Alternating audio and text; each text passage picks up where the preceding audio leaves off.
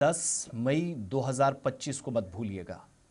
वो दिन जब भारत और पाकिस्तान के दरमियान ऑपरेशन सिंदूर से शुरू होने वाली कार्रवाई या फिर मुख्तसर जंग भी कह सकते हैं, 88 घंटों तक तकरीबन ये जंग चली, जिसमें बीच में शिद्दत आई, नुकसान जबरदस्त हुआ और ये जंग जाकर खत्म हुई 10 मई के दिन 2025 में।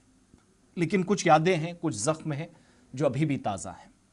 ये तस्वीरें राजकुमार थापा के उस कमरे की हैं, उस रूम की है जहां पर उनने अपनी जान निछावर की थी, जब वो लोगों को महफूज मकामात पर मुंतकिल करने के लिए प्लान तरतीब दे रहे थे। एडीडीसी राजौरी थे और राजौरी के अंदर उनकी ज़िंदगी का ख़त्म हुआ। डॉक्टर राजकुमार थापा जहां वो रहते थे, अब उनकी याद में म्यूज़ियम उस मकाम को बना दिया गया है। गाड़ी पर स्प्लिंटर जो शेलिंग के लगे थे, शेल्स ब्लास्ट होने के बाद, तो एक तो उस पूरे क्वार्टर को ही लोगों के लिए म्यूज़ियम एक तरह का बना दिया गया। तस्वीरें वहाँ की हैं।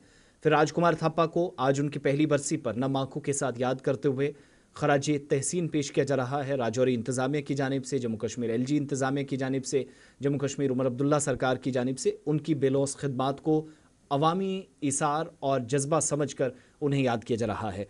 राजकुमार थापा, जो आप सबको याद होगा, 10 मई की सुबह, वैसे तो 10 मई को दिन में जाकर पेशरफ्त हुई थी जब गोलाबारी रुकी थी, सीज़ फायर पर इत्तफाक हुआ था, भारत और पाकिस्तान ने ऐलान किया था, उससे पहले ट्रंप ट्वीट कर चुके थे।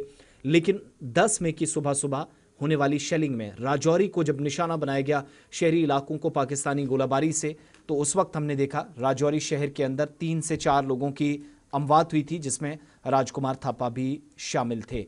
सरकारी अफसर की मौत से लेकर अब तक ये 1 साल का जो सफ़र है कैसा रहा और मौजूदा वक्त में इंतजामात, इस पर एक ख़ास रिपोर्ट देखिएगा हमारे नुमाइंदा जमशीद मलिक की। उसके बाद वापस आपको कॉल्स की तरफ लिए चलेंगे। आप कॉल करना तब तक प्रोग्राम में शुरू करें, लाइन्स ओपन हो रही हैं और चारों नंबर्स आपकी स्क्रीन पर। लेकिन उससे पहले ये एक्सक्लूसिव रिपोर्ट,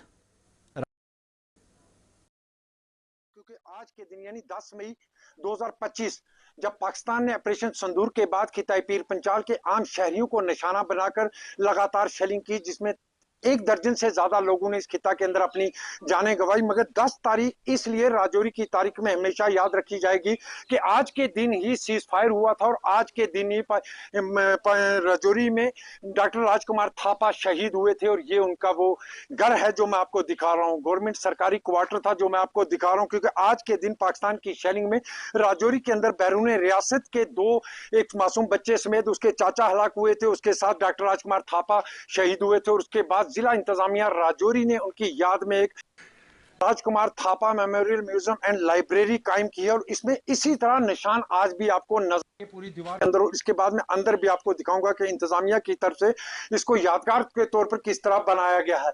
यह है पहला कमरा डॉक्टर राजकुमार थापा साहब का, जिसको यहाँ प्रोजेक्ट बनाया गया है। डॉक्टर राजकुमार थापा की जिंदगी पर 10 मिनट की एक फिल्म बनाई गई है जिसको यहाँ दिखाया जाता है। और जब LG मनोज सैना यहाँ पहुंचे तो उस वक्त भी इसको दिखाया गया है और इस पिक्चर को उस वक्त भी दिखाया गया था। ये पहला रूम उनका था। उसके बाद सीधा हम चलते हैं दूसरे रूम में, जिस रूम में उन्होंने शहादत दी थी।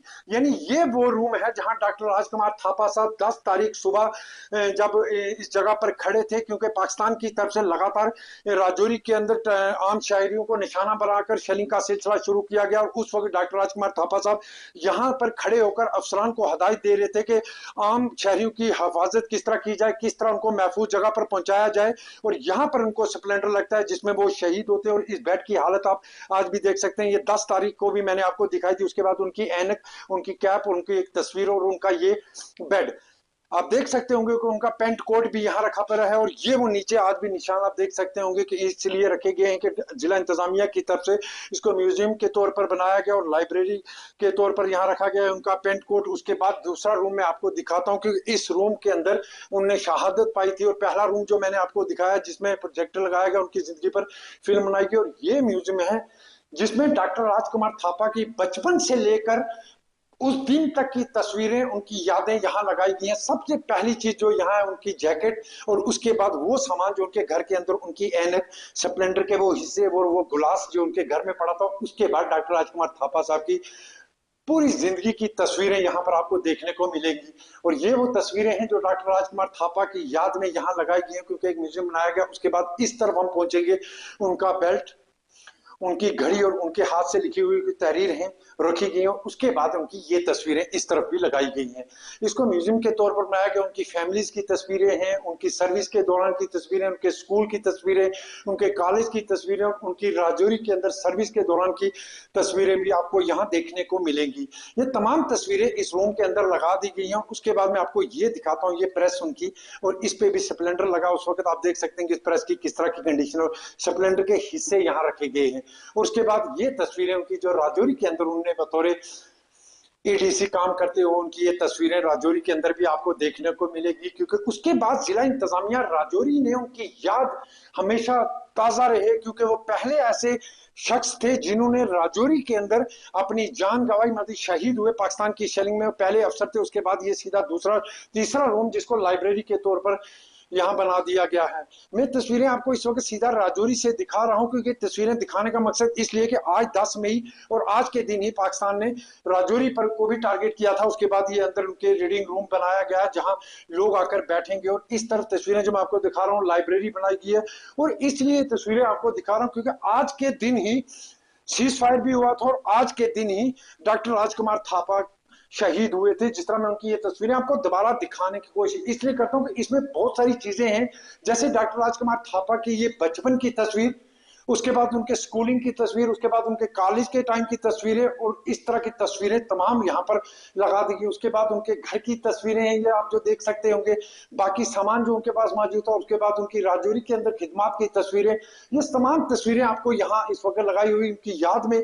जिला इंतजामिया राजौरी बिल्कुल अगर बात करें डॉक्टर राजकुमार थापा की शहादत के बाद उस वक्त जिला इंतजामिया ने कई बड़े ऐलान किए थे और उन ही ऐलान पर जिला इंतजामिया आज भी काम कर रही है। जिला तरक्याती कमीशन राजौरी अभिषेक शर्मा की तरफ से उसी दिन ऐलान किया गया था, इनकी याद में इसको म्यूजियम और लाइब्रेरी के तौर पर बनाया जाएगा और आज इसको म्यूजियम और लाइब्रेरी के तौर पर यहाँ देखा जा रहा है। ये वो गाड़ी थी उस वक्त जो उनकी बाहर खड़ी थी और आप इस गाड़ी की हालत भी देख सकते होंगे, क्योंकि इसी तरह जिनको रखा गया है राजौरी के अंदर, इसी क्वार्टर के अंदर, क्योंकि इस क्वार्टर को हमेशा यादगार के तौर पर यहाँ रखा जाएगा और उनको हमेशा याद किया जाएगा, खास करके क्योंकि वो पहले एक ऐसे अफसर थे जिन्होंने राजौरी के अंदर पाकिस्तान की शेलिंग में शहादत पाई थी। और ये वो सामने वाली तस्वीर है जो ये सामने आपको नजर आ रही है, उनका बेडरूम था जहां पर शेलिंग हुई और इसके हालात आप देख सकते होंगे। इसके अंदर उन्होंने शहादत पाई। उसके साथ ही जिला इंतजामिया ने इस तरफ एक बैडमिंटन कोर्ट भी बनाया है। इसका मकसद यह है कि ताकि जो लाइब्रेरी में बच्चे या दूसरे लोग आए वो यहाँ खेल कूद में मसरूफ रहे और यहाँ के मकामी लोगों ने उनकी शहादत के लिए अपने घरों को भी दोबारा तामीर नहीं किया और इन घरों पर आज भी इसी तरह निशान है, क्योंकि इन लोगों का कहना है कि जिस तरह जिला इंतजामिया उनको याद रखेगी और राजौरी के लोग भी उनको हमेशा इसी तरह याद रखेंगे। क्योंकि आज के दिन जिस तरह मैं बता रहा हूँ आपको, 10 मई 2025 को जब पाकिस्तान की तरफ से सुबह सुबह राजौरी को निशाना बनाकर शेलिंग का सिलसिला शुरू किया गया, जिसमें आम नागरिकों को एक बार फिर टारगेट किया गया।